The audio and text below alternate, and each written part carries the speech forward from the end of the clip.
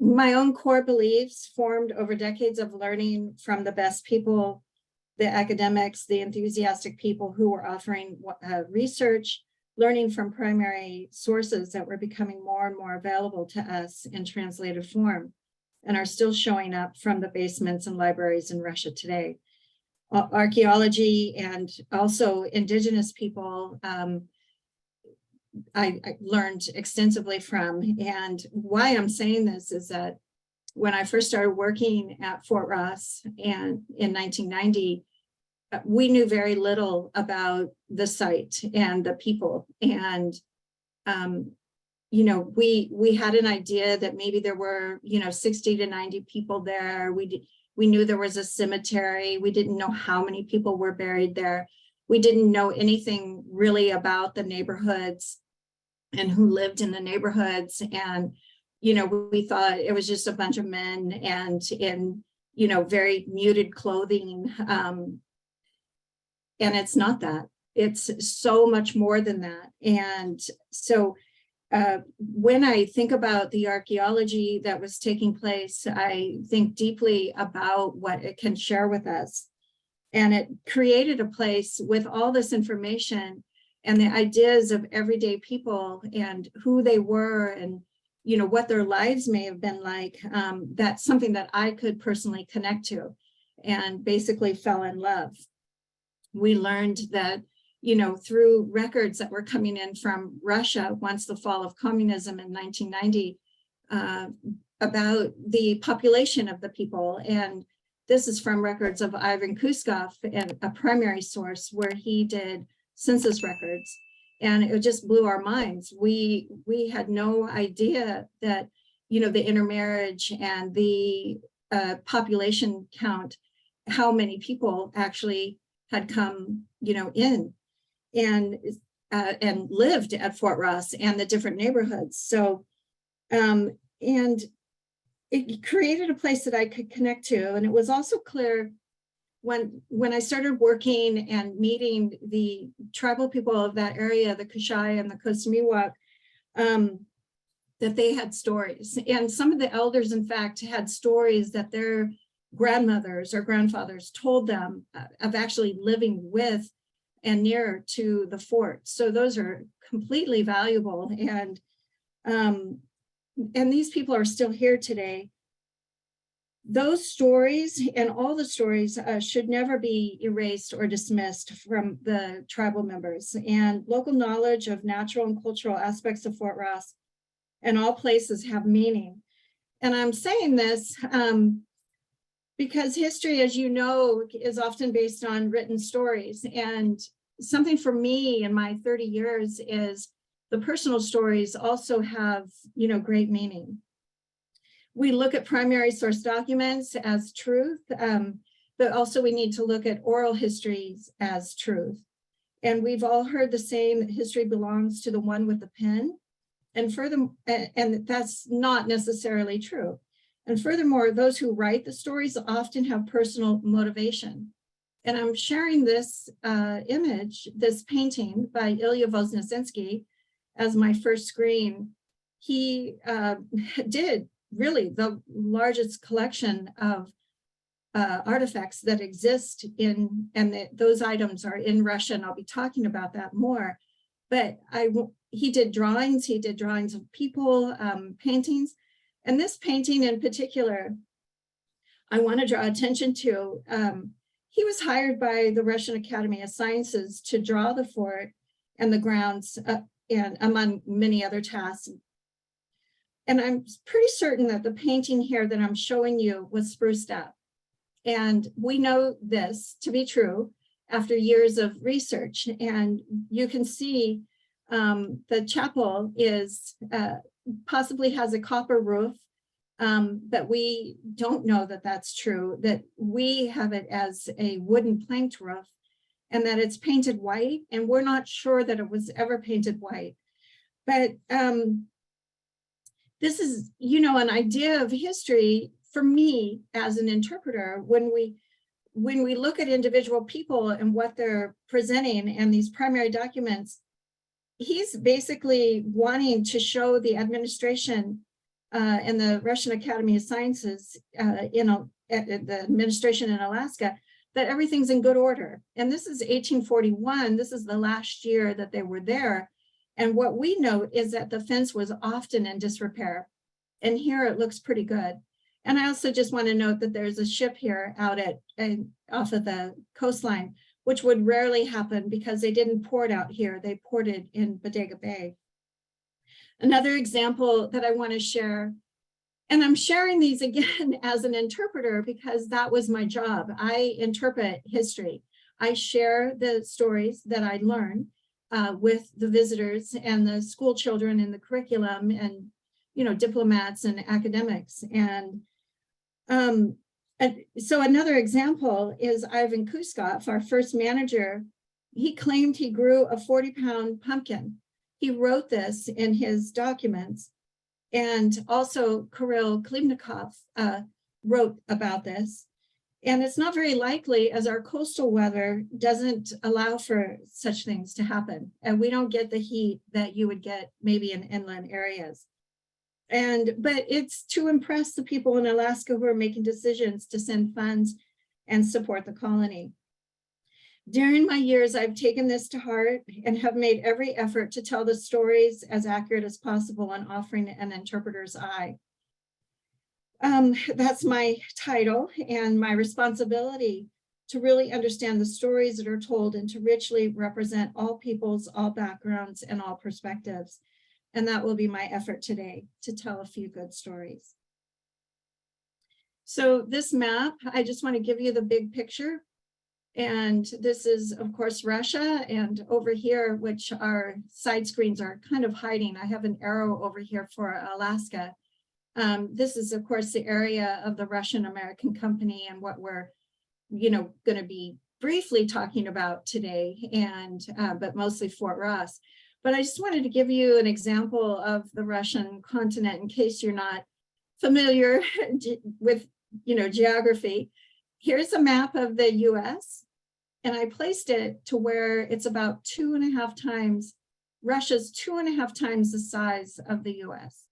And I just want everyone to keep that in mind, because when they were making decisions over here in Alaska, they actually had to go all the way over to the St. Petersburg area to get permissions and approvals. And Irkutsk, which is near Lake Baikal right here, was actually the headquarters of, first of all, the Shelikov company and then the Russian American company. And so with these in mind, again, just giving you the big picture, the Russian American company, Russian because they are from Russia, American because they're in the North American continent, and company because it is a company. It is a company that is based on profit, and it was owned by stockholders. However, the government had stepped in with the forming of the Russian American company, which was a monopoly of many small companies in Alaska that were already trying to create, their own footmark. And it was basically for profit. And the profit was mostly based on the fur trade, in fact, entirely, and mostly on the sea otter fur. The sea otter fur is pretty amazing. It's one of the densest furs in the world. And while Russia had the, sable fur, the sea otter fur was actually even richer than that. And I have this arrow right here. It's a place of Kiakhta. And there's a treaty of Kiakhta of 1827. And there are actually other treaties that were established, but this one allowed for the Russians to come in once a year and trade these furs. And that's why in Irkutsk, which is so close, it was a perfect place for the headquarters and for the furs to make its way back into Russia. Although, you'll hear as we go that the fur didn't always come back to Russia. It often went on the American trade ships to China. So that's just a little bit of the big picture. And I want to say, let me carry on with the Russian American company. I have so many thoughts that go on all the time. This flag is the Russian flag colors, but the company was allowed to create this banner and fly it. And this is the Russian American company banner. And that was flown throughout Alaska and at Fort Ross and Hawaii. Let's talk about Shelikof. He first sailed into Alaska in 1775. Then once he had returned, realizing some of the frontier land that could be easily established, he went back, and in 1784, he left and went to Kodiak on 2 ships. And one of those ships is called the Three Hierarchs: Basil the Great, Gregory the Theologian, and John Chrysostom. And these are names that are important to me today, being Orthodox. I realize why it's called Three Saints Bay, and it was from the name of his ship, which I thought is very interesting. And actually tomorrow we're getting ready to honor these 3 saints. And that's old calendar. But anyway, he was quite an entrepreneur. He had money and he was able to fund these expositions. He went back to Russia. He asked for permission to start establishing, and he realized that there were all these little small companies, as I said, going into Alaska, and he was allowed by the Russian government to monopolize, as I suggested. But I want to say too, at first, the impact in Alaska is quite brutal. And I have to mention, the contact with the Native peoples originally by these entrepreneurs. It was very self-motivating, and it was forced hunting. It was taking land, the things that we know about impacts on Native peoples. And it's important to note that happened. And, it doesn't leave a good mark on the history, but as you'll see as we go on, there are a lot of changes that went on in Alaska. And so Lord Baranoff, he was the first manager for Shelikof, going into a land to establish Alaska as a true Alaskan territory. And he took a little bit different approach. He, according to the records, was a little more gentle. He created something out of nothing, by the way. He was often criticized that he's not doing enough, but here he is living in a shack that's, pouring rain inside his home. And he is trying to oversee the company expansion with, again, nothing. And so he realized he had to work with the relationships with the Native peoples, and he made every effort to do that. And in fact, he married the daughter of an Alaskan chief. So he really did leave legacy in Alaska. He was, according to people who talk about the Russian American company, more of an overseer than Shelikof was. And Lord Baranoff, whether it's a self-given title or not, he did, try to create these relationships. In Sitka, it was a little different. He did attack the people of Sitka, the Tlingit, and the Tlingit are very warlike, and they fought back, and won. And they did this twice, to where finally Lord Baranoff had to realize that, well, maybe I need to work with these people and not just come in and take their land. And so he negotiated, and I don't know how that looks and how it would look to the Tlingit. And I'll say this again later, but I have gone to Alaska. I've talked to a lot of Native Alaskan people, and yes, they have impact from the Russian American company, but they still know and see that era as a little more protective than when the Americans actually purchased the land in 1867. Okay, so Count Nikolai Rozanov, he came into the picture. He overseen with the government authority and came to Alaska and realized, oh my gosh, this guy is living in squalor. We need to do more. What is going on here? And he was kind of stuck in Alaska for a couple of years. His ship needed repair, but also he, with a ship that they had, went down to California. And so he basically is the one who was first into California in 1805.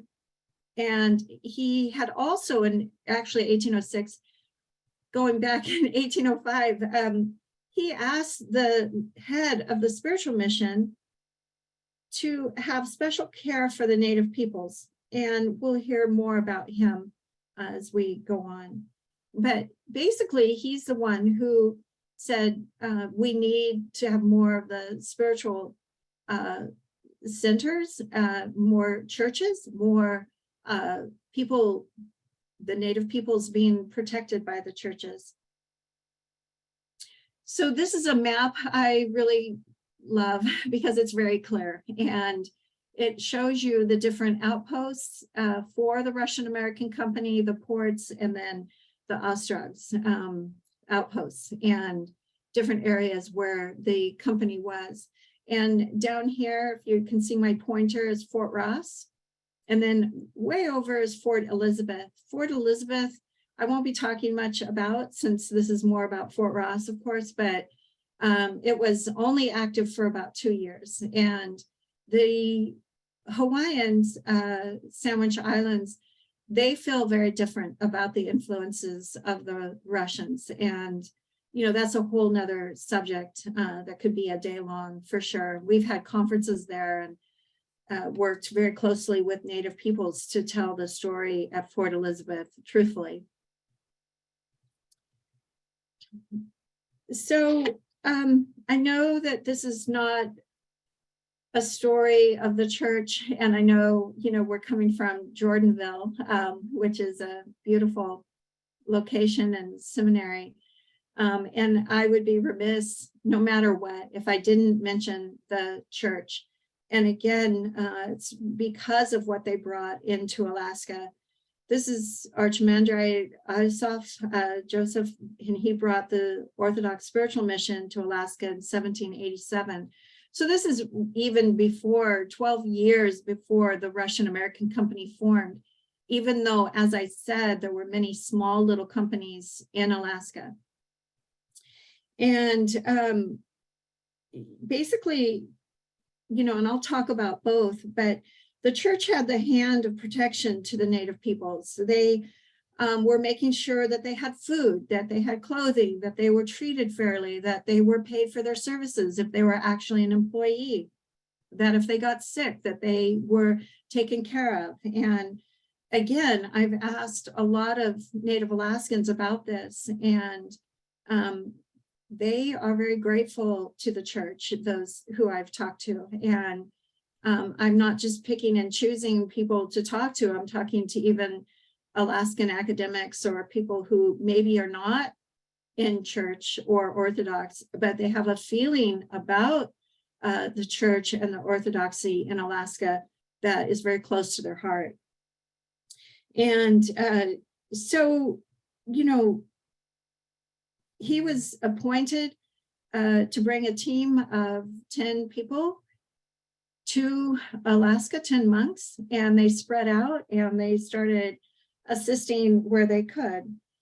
Saint Herman, he was never ordained, but he's still someone who took care of people. And he's very important at living faithfully and with those he loved in Christ, to be very present with them. Herman of Alaska was known for his Christian compassion, his leadership, humility, personal warmth, and deep kindness, baptizing a reported 7,000 people. And again, this is the work with his monks. And One that's very important to me, which we'll talk about, is St. Peter. Young Peter is one of those that was baptized by a monk under the oversight of St. Herman. And so he also, I will talk about St. Innocent, but his reading, the writing, the music, he was a medic during later 1819 epidemic. He nursed the people of the village, St. Herman, both Aleuts and Europeans, without thought about his own well-being. And so in 1821, with the company, there was a new charter, and that's jumping a little bit ahead. But now let's get into California. And California was claimed by the Spanish all the way up to what we call the Oregon border, even though they weren't there. If you look at the map, San Francisco was one of the more distant places before the Russians arrived. The Russians arrived and settled Fort Ross in 1812. You can see the San Rafael mission and the San Francisco Solano mission were built after the Russians arrived. And some of that is to keep the Russians at bay. But this man, Don Arguello, he was appointed the lieutenant of the Presidio at San Francisco. And I just want to say, you know, when I think about history, again, as an interpreter, it is the most distant post from Mexico City, and where they had, you know, their government authority. And when you have the most distant place, you're not going to put your best in line in this place. You're going to put someone like, yeah, let's send Don Arguello. And I'm not trying to demean him. I am just saying he probably already had a reprimand file.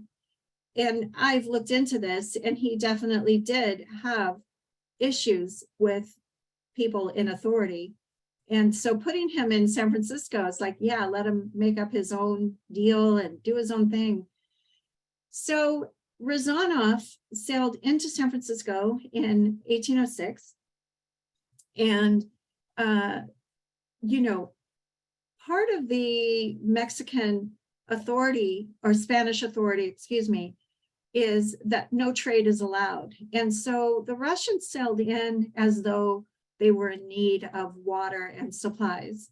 And of course, over the course of a month of Rezanoff being there, and actually he was there for a couple months, and some of the documents are saying that they kind of overstayed their welcome. This is a report by Rezanoff in his primary notes that maybe it's time for him to go.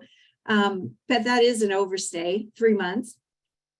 But he agreed. He worked closely with Don Arguello to encourage trade relations.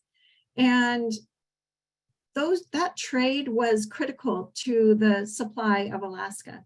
And that is the main reason that the Russian-American company came into California, is because of this particular trade. And so that happened. While they were there, they saw that the shores were black with sea otter. That's what they wrote. And they had an opportunity to actually come in and establish hunting base. And one of the key factors is that when Rezanoff landed in San Francisco, it would be normal for, if you're being welcomed, to give a 4-gun salute. And what happened is that the Spanish had to go out. They went out to the ship. They talked to them. Who are you? What are you doing? And okay, and went back, and then realized that they really did not have black powder. So they went back to the ship and they asked, hey, by the way, do you have black powder? Because we'd like to give you a 4-gun salute. And that was noted. Of course, you're going to note that. So Rezanoff made note that they didn't even have black powder to defend themselves if they wanted to. And yes, the company had powder and they supplied them. And the next thing that was said is, oh, by the way, we only have 3 cannon that are working. And so it will be a 3-gun salute. And so that was also noted that they didn't even have the cannons necessary. So you can see all the missions that were here, and these missions were anxious for trade. They were lacking supplies. Spain and Mexico City didn't often send these missions many supplies. So it was a very welcome trade. And I want to say that, and also because I want to give you the big picture, which is Spain and Russia are allies against Napoleon. And if this had been an American company or British, they probably wouldn't have been as welcome.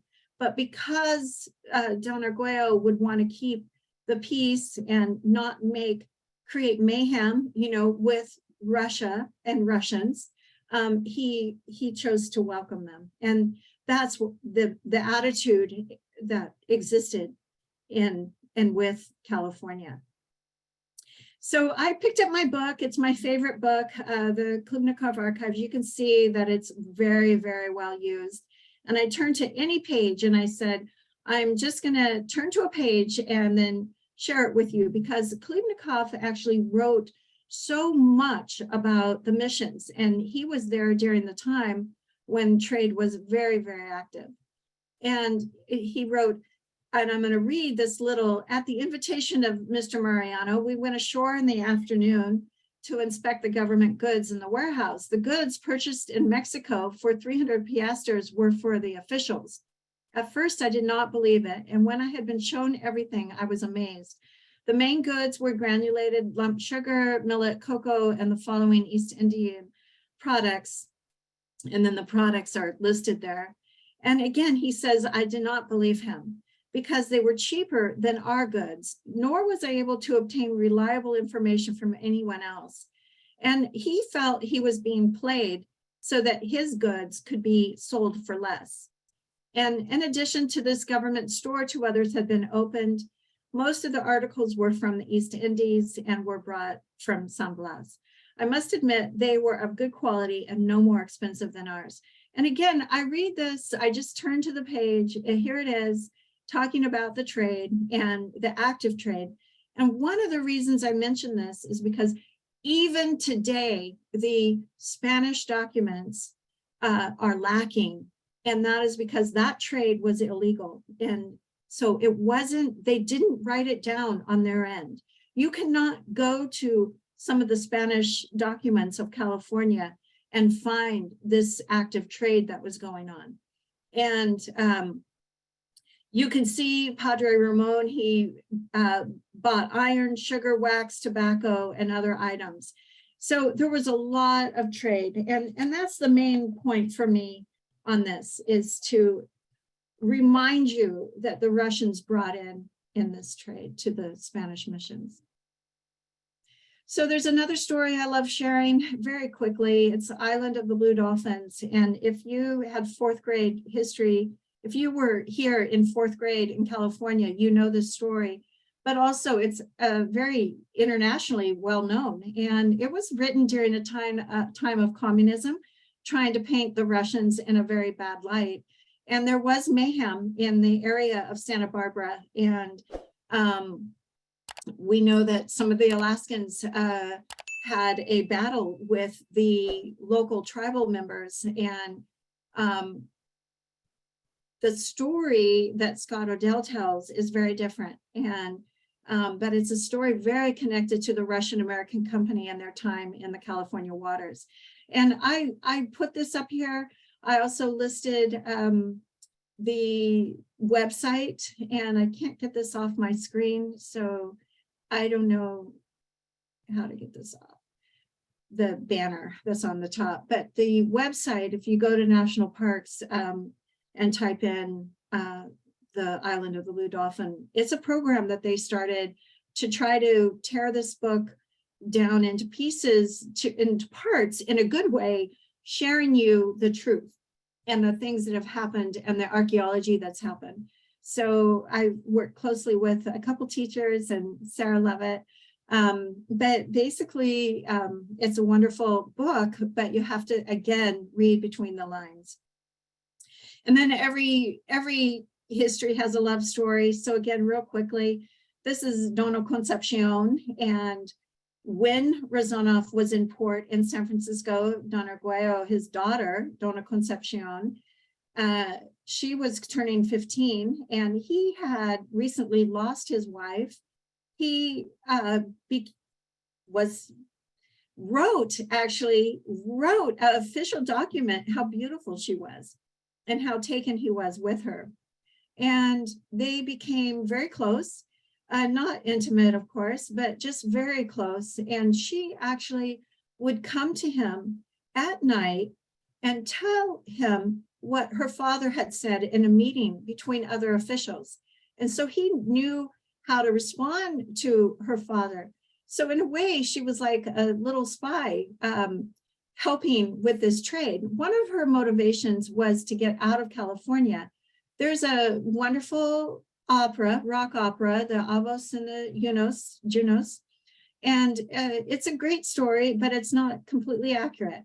And she really wanted to be out of California. San Francisco had a population of around 200 to 300 people. It was very, very boring, dirty, dusty, and who wanted to be there? And she thought Rezanoff was her ticket out. And so they did betroth to each other. And he actually, on his way to St. Petersburg a year later, fell off his horse, became very ill, and died. And the opera says she never found out, but she did find out 4 years later. She became a nun. Her family wanted her to marry another individual, and she refused. And she's actually the first nun to be born in California. There were other nuns at the San Domingan mission, but she was the first nun born in California, and she's buried in Benicia today.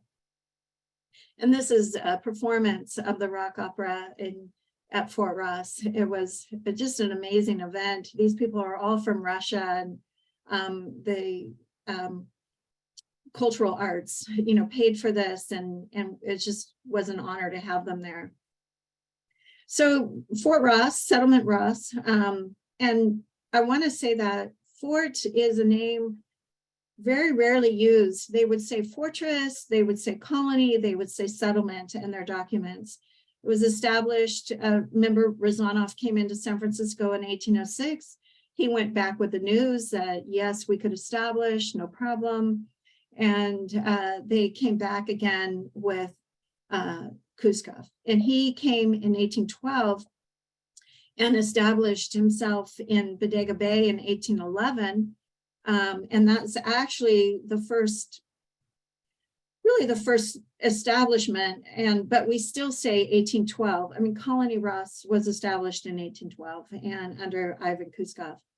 These two drawings are from a French traveler. We had many travelers coming through Fort Ross, and Juhat Sealy, he did a lot, and you can see that he drew, again, the outlying areas and the gardens in the back. And this is where Ivan Kuskov most likely lived, in this building. We call it the manager's house. And he had a garden in the back area. And here it is a question. The church is white. I mean, it's a light colored. So it could very well be that Ilya was a little more accurate than I give him credit for. So let's see. Ivan Kuskov, being the first manager, he made a lot of contributions. He had brought in the native Alaskans. They were starting to hunt. And he also brought in, of course, the labor force from Russia, most of them being Yakutian Saha people who are craftsmen. And they're generally, we think, the ones who would be constructing. Those are the names that we have from Kirill Klebnikov in his documents, is the Yakutians. So a couple highlights. Just wanted to share a bigger picture of what it looks like. And I'll point out a few things: the chapel, the manager's house. This is the Rachev house that we'll be sharing and talking about, and then the officers' barracks, and then the fenced area. And that's the view from the cemetery. So I also want to remind everyone that not only, and I should have said this when I showed you the map, they were also on the Farallon Islands, which is off of San Francisco. And another view, and this view, again, you can't see it, but this is the Alaskan neighborhood. This is the most populated area at the colony.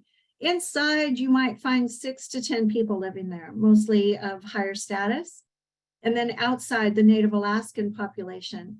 And Native Alaskans intermarried with the Kashaya, and they basically, those children are called Creole. Over in this area was the Russian neighborhood.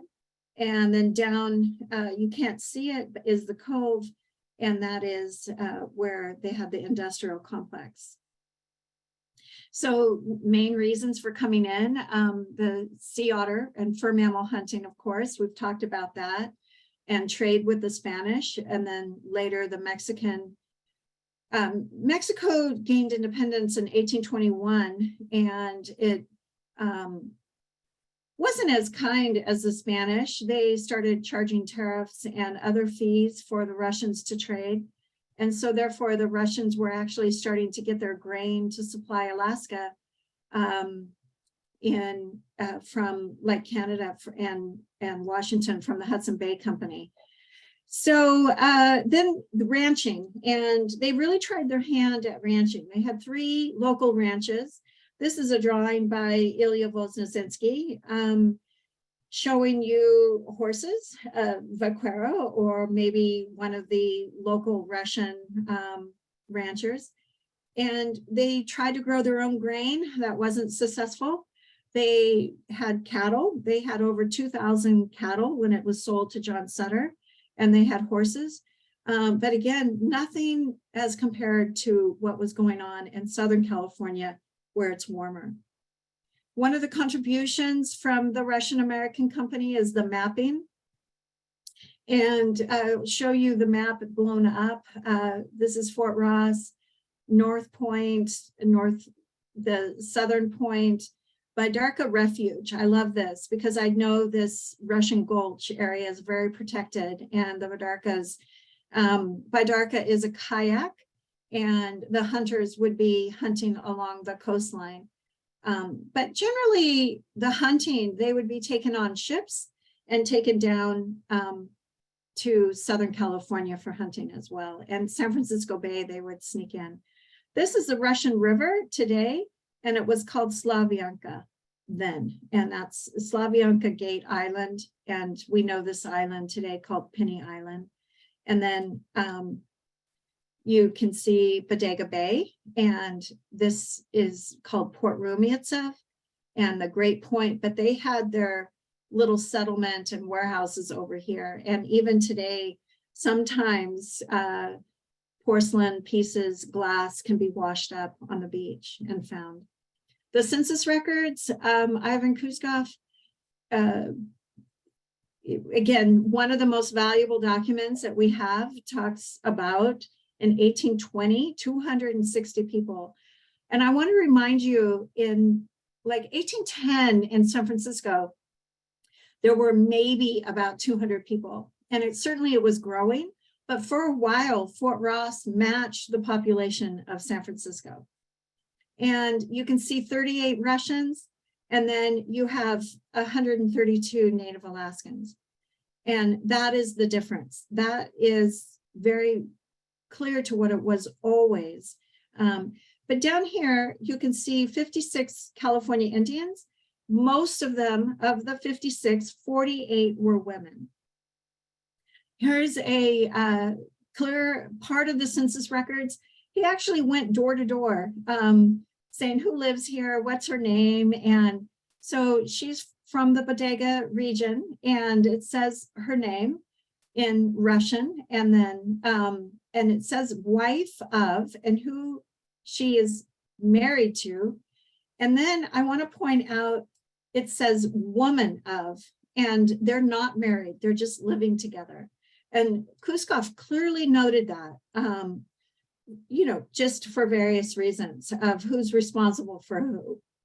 And I'm moving a little faster because I'm running out of some time. This is the 1817 treaty between the Russian American Company and 3 chiefs. This treaty, according to California, is the only treaty that was ever upheld and meaning honored. And there was no mayhem per se. I have to be careful about that, between the Russian American Company and the local Native peoples. They never warred, they never battled.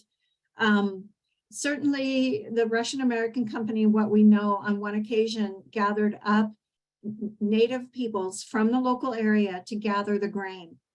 And they would gather them up under the supervision of another Kashaya who they were paying, and have them do the harvesting. But all in all, this treaty is something, I don't know if you can honor, you know, you could say this is a great honor, but it's something that happened. And I think it's worth noting. These drawings are by Tikhonov. Tikhonov was an artist hired by the Russian American Company and by the Russian Academy of Sciences to go to Alaska, to go to California and draw these people. What's very important about these is they're the first depictions of the people who lived in the local area. And Southern Pomo Coast Miwok, and you can see the ship out here in port. I love that he put that in there as well. And then there's a little baby in one of the sacks that the tribal peoples would use to carriage their baby, to hold them tight and to keep them out of trouble. And but Balthazar, I just mentioned him. You can see too, there's a side view. Side view is very important. And he did that with a lot of his drawings of personal people. But Balthazar apparently, according to Tikhonov, wouldn't leave him alone and kept saying, please, you know, like, draw me. I'm like, hey, I'm right here. And so he was depicted here with part of the drawings.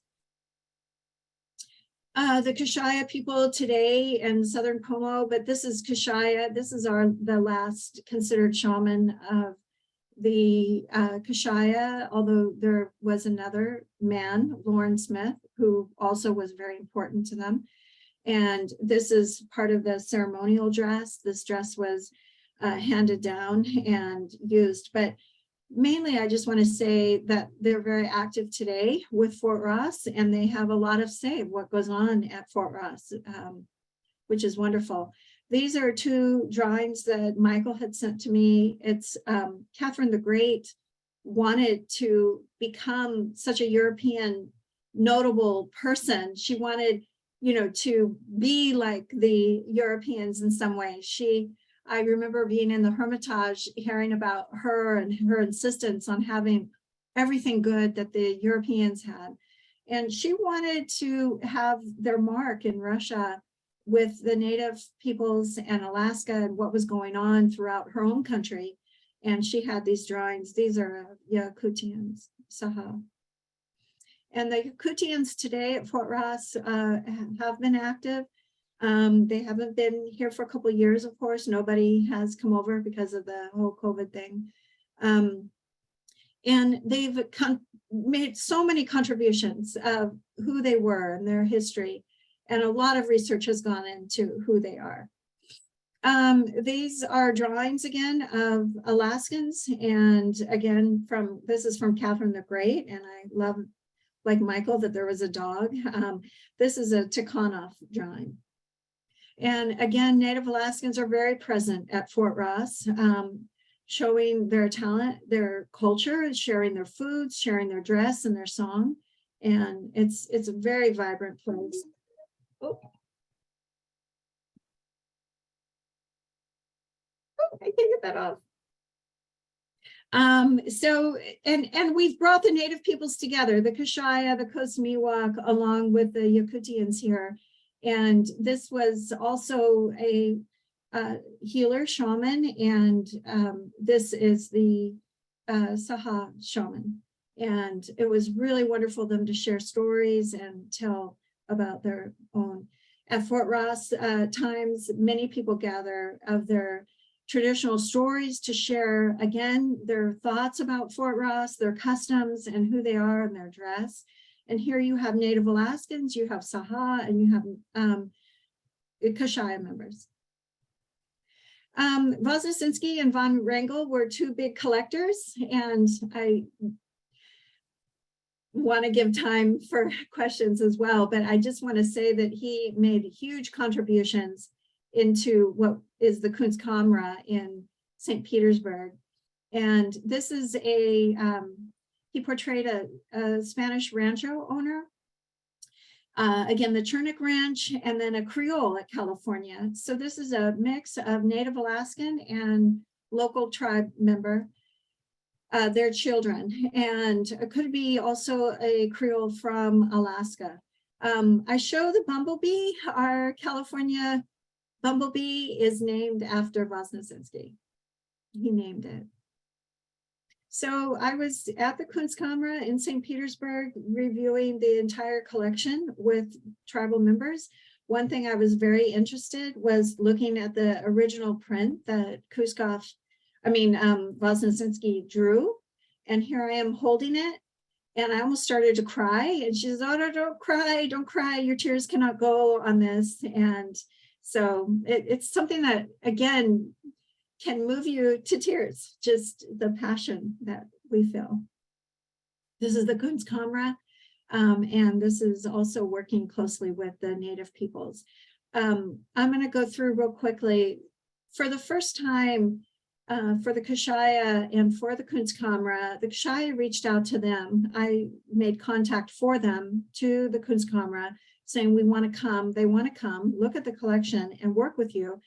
And here are some of the pieces, but there's over 300 pieces. And then they came back and they already knew, but in their costumes, they had ideas that they had seen at the Kunstkamera.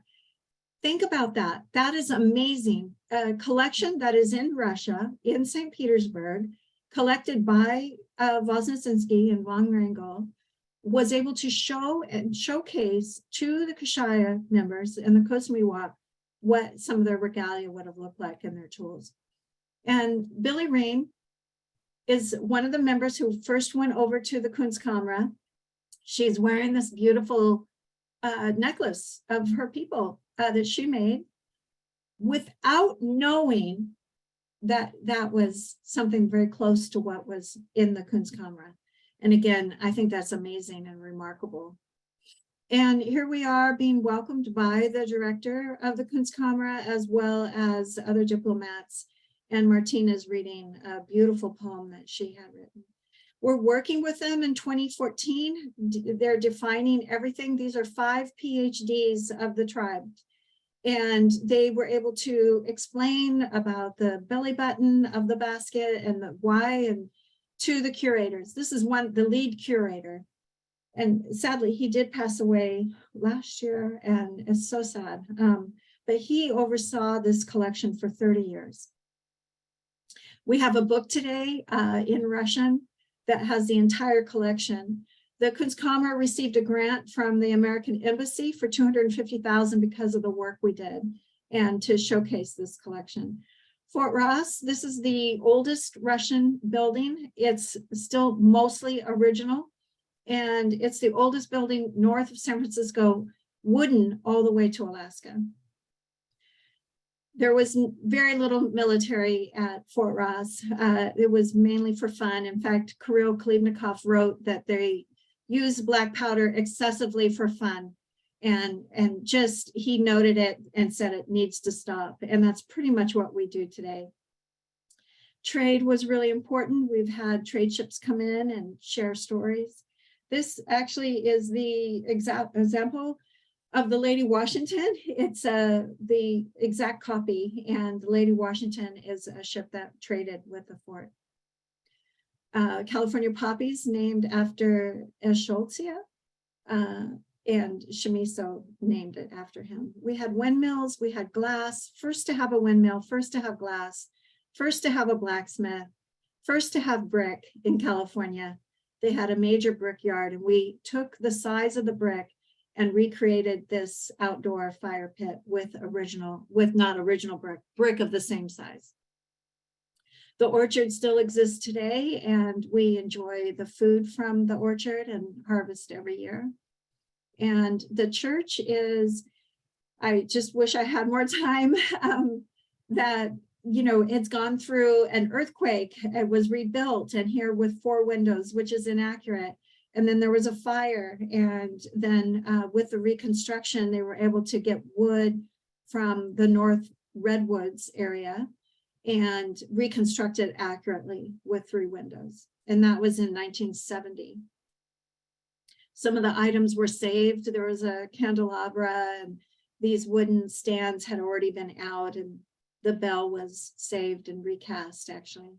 It's a great story. Services are held every year since 1925 at the church, once it was restored. And so it's, you know, just one of the iconic, beautiful buildings. And we've had all churches come, and we've had a celebration between the OCA and Roar Corps together. And that was a beautiful, beautiful day. Processions to the cemetery, and the cemetery, there's 136 sites. I just gave you a couple examples of people who are buried there. If you want to have more, I'm happy to send you. In fact, I just want to tell you, I'm happy to send you anything of any documents, any photos, anything that you would like. These earrings are ones that were found in the cemetery of a Kodiak woman, and I had them remade so that I could wear them with my costume and share about it. And this also is an example of a headdress that was found in the cemetery. And so it was sold to John Sutter. You know, here he is in a uniform, although he was really never a part of any military per se. And it was kind of a self-name as a Swiss immigrant. He purchased it. The location here is not the location where it originally was. But I want to say this building, and this building has original planks from Fort Ross. One of the reasons he bought Fort Ross was to take it apart and to build his own place. And we have a lot of visiting dignitaries. This is Ambassador Kislyak, who did so much for us. And then the person right below the Patriarch made a visit during that Conch celebration. And then just wonderful moments. This is greeting the Patriarch Alexei in 1990. I was reminded not to hug him. Anyway, that's a great little story. That we continue to have relationships with people. And I think that what I really want to tell you is that we make every effort not to be just a casual little park. We are more than that. We are actually one of the biggest ties between Russia and America today. This is an example of an exhibit that we did a couple of years ago in the Spiritual Center in Anga, which is the birthplace of St. Innocent. So we'll continue to tie our people together. And St. Innocent of Moscow, I have so much to say about him. I'm Innocentia, baptized and after him. And then Holy Martyr St. Peter, he was actually tortured down in the missions once he was captured. And it's a way bigger story than this, but we're out of time. So just want to thank everyone for this time. I could spend days talking about Fort Ross, so putting it into 45 minutes, 50 minutes is hard. Thank you, Robin, for fitting in as much information as you did into this short 45 minutes. And I always look forward to the question and answer session where our attendees are able to ask follow-up questions. And I'm sure that there are more stories that you will share us in just a few minutes. And let's start off with a question from Igor, who says, why did the Russian American company invite the Orthodox Church mission to Alaska if the church protected the natives from exploitation by this company? And I would like to add from myself, could you share some examples of specific instances of negative experiences for the natives, and specific instances of how members of the church would act as protectors of the native population? Yeah, well, it wasn't the company that invited them. It wasn't the company at all. In fact, at Fort Ross, the documents relate to, hey, we're good here. Everybody's getting along, no problem, no need for a church. The church wasn't built at Fort Ross until after 12 years of their being there. And they just didn't find it important. And they didn't want to spend the money on it. It was really the government. The government and the church worked very closely together. They are one and the same. That's the two heads of the eagle, as far as I understand. And the church had the right to come in and did so under the leadership. Again, I mentioned that Razanov, who is acting on behalf of the government, is the one who asked for this spiritual mission and to treat the native peoples in kind. So the company, if they had their druthers, they wouldn't have had the church there.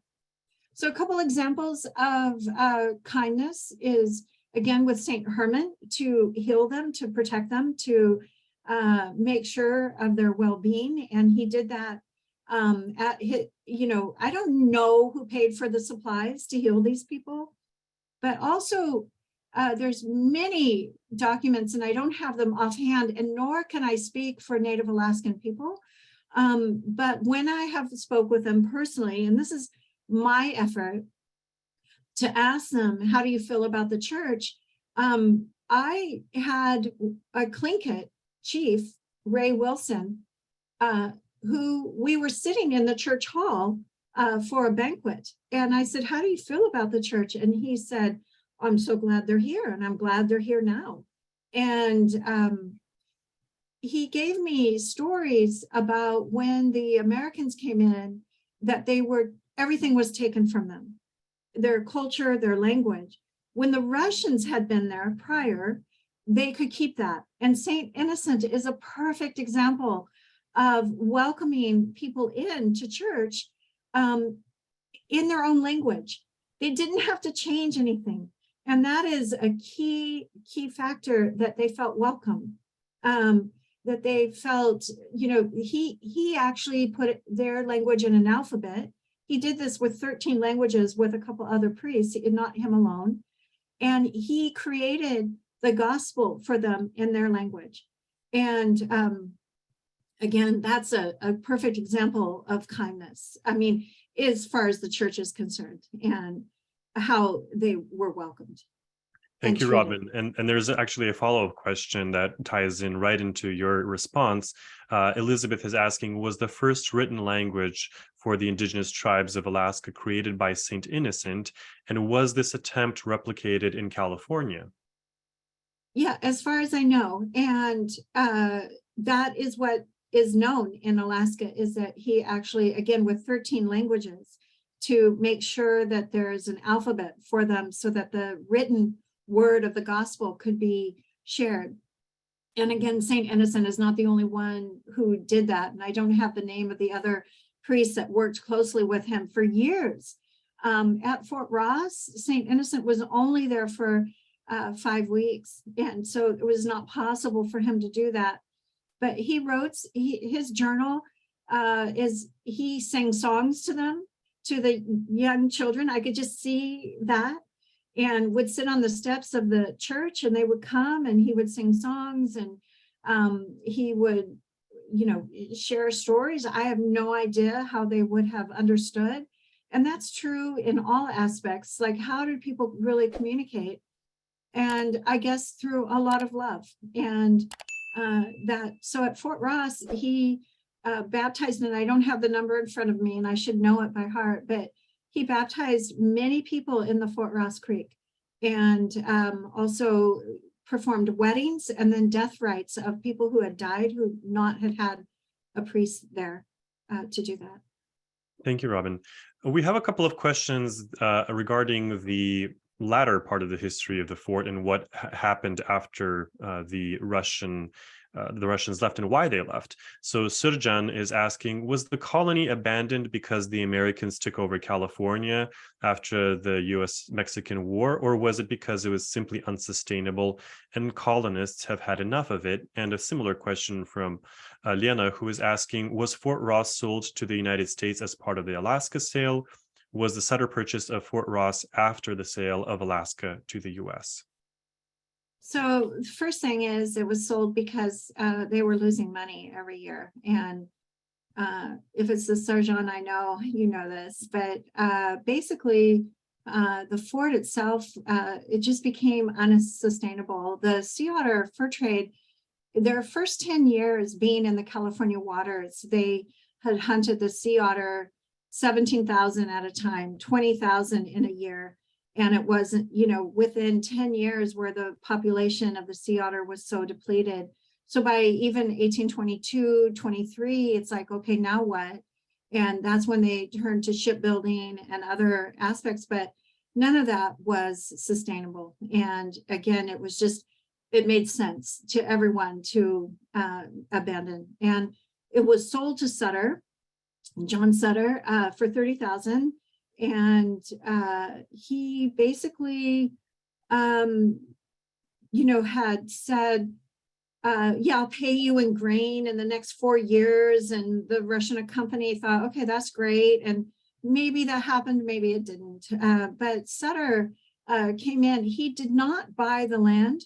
And that needs to be very clear. He bought the goods. He wasn't allowed to buy the land. It was considered Mexican territory at the time. And they were going to give the land grant to who they wanted. And it was 2 other individuals.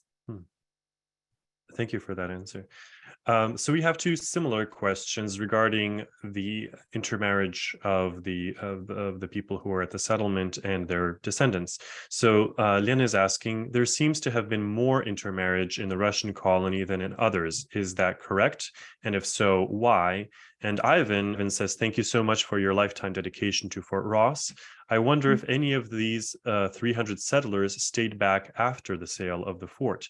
Did anybody attempt to track descendants? Yeah, in Alaska, there wasn't the diversity necessarily in the Ostrogs there, in the outposts.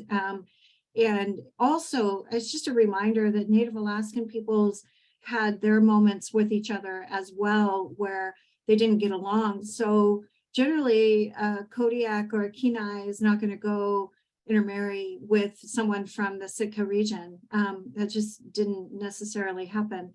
In Fort Ross, it was very, very different. And I wonder about that sometimes. As a Kodiak woman living next to a Kanitsi, how did that work? Were there issues or were there isolations? And but in the end, for the Native Alaskan men, it wasn't about other Native Alaskan women. It was about the local Kashaya women and the Coast Miwok women that intermarried.